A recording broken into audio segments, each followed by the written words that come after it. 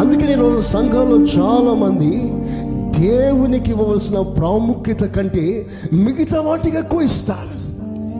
అదే బిలంబోధ. నేడు prosperity gospel అంటారు.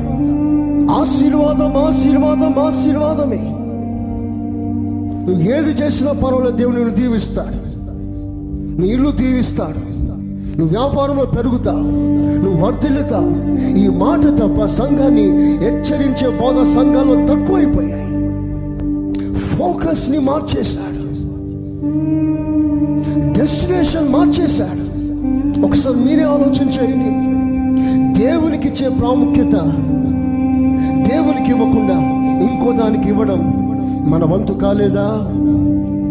మన జీవితంలో జరగలేదా?